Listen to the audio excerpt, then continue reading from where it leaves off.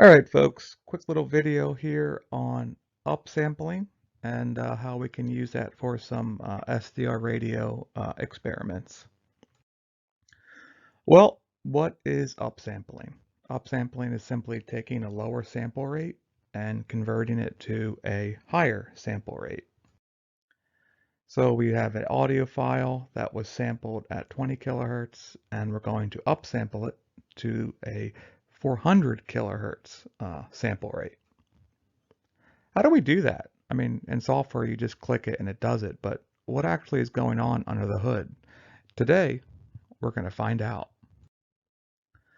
So what's going on if you want to take a audio signal and change the sample rate from 20 kilohertz to 400 kilohertz?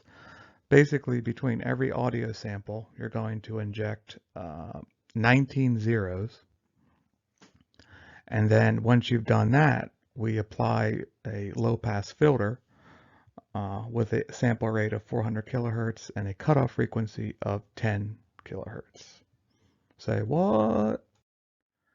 And here's a picture. So our top is the original audio file, or any file really.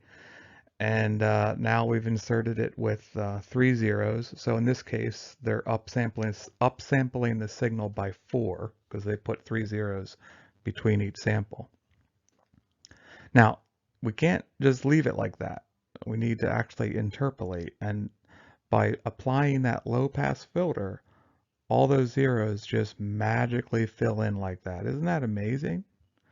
But so when you upsample something, that is the process of what's going on. You can also use FFT methods, but I'm not going to get into that right now.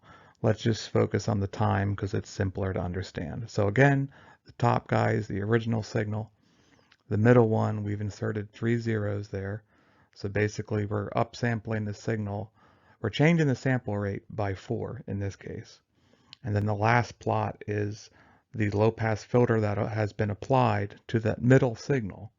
And you see it's all been filled in.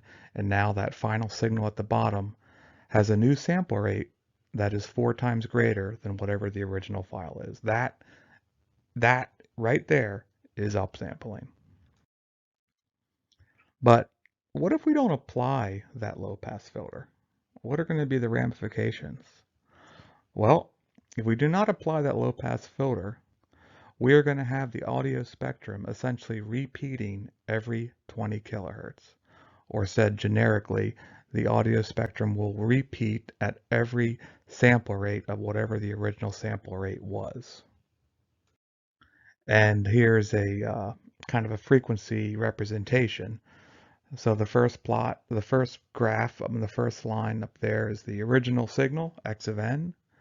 The middle one, they upsampled it. Looks like this one, they're only upsampling it by 2 because they only put 1 zero between each sample.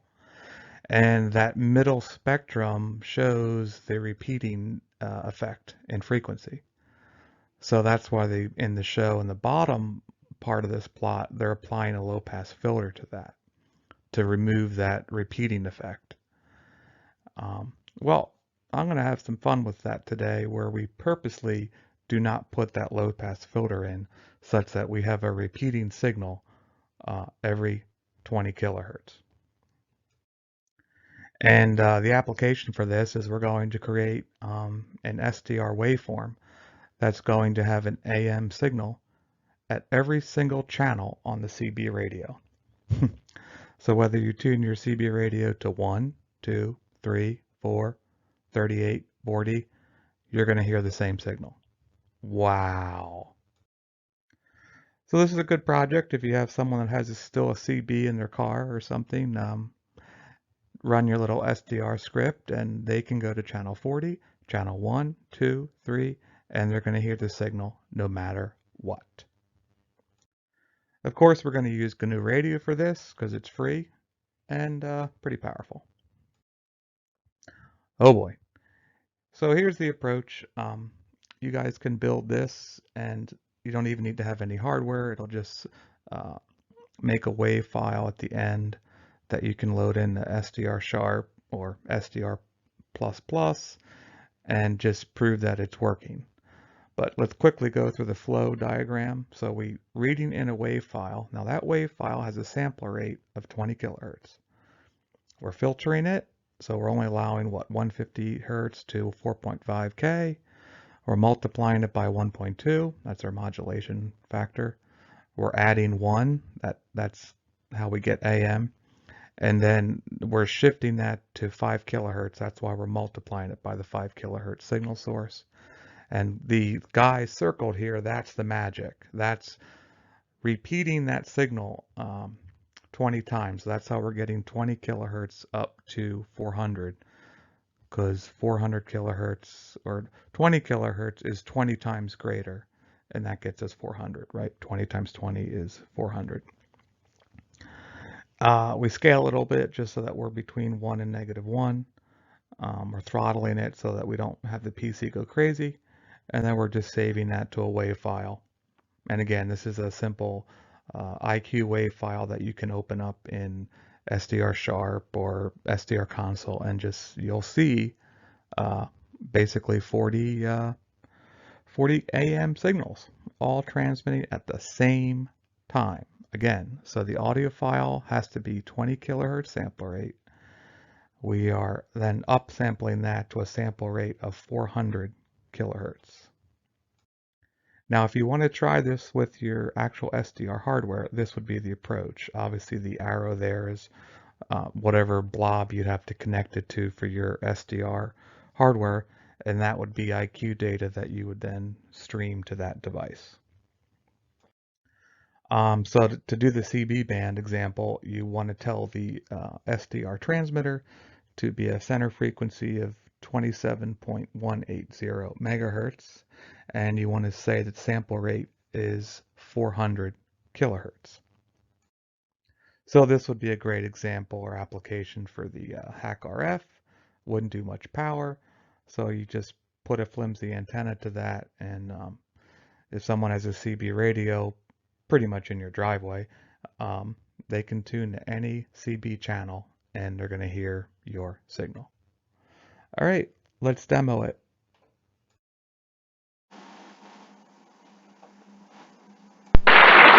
Well, like I said, I'm just trying to help. I'm trying to just do whatever I can for people.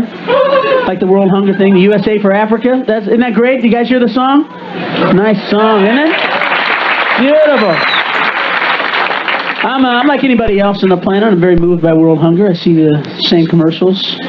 Those little kids starving and very depressed. And I watch these things on TV and I see those commercials and I look at it and I go, God, how cruel, To see the little kid out there and I go, fuck, I know the film crew could give this kid a sandwich.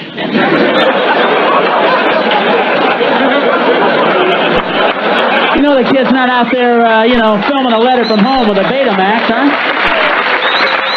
There's a director 5 feet away going, don't feed him yet! Get that sandwich out of here! It doesn't work unless he looks hungry! But I'm not trying to make fun of world hunger. Matter of fact, I think I have the answer, because I spent a lot of time working it out. And if you want to stop world hunger, stop sending them food. Don't send these people another bite, folks. You want to send them something, you want to help, send them U-Hauls. Send them U-Hauls, some luggage, send them a guy out there that goes, hey, we've been driving out here every day with your food for like the last, 30, 40 years. And we were driving out here a day across the desert, and it occurred to us there wouldn't be world hunger if you people would live where the food is! But like I said, I'm just trying to help. I'm trying to just do whatever I can for people. Like the World Hunger thing, the USA for Africa. Isn't that great? Do you guys hear the song? Nice song, isn't it? Beautiful.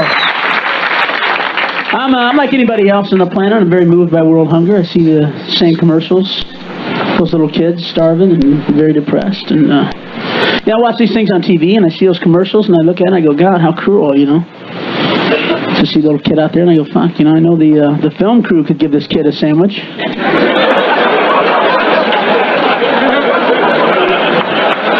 The kid's not out there, filming a letter from home with a Betamax, huh? There's a director 5 feet away going, don't feed him yet! Get that sandwich out of here! It doesn't work unless he looks hungry!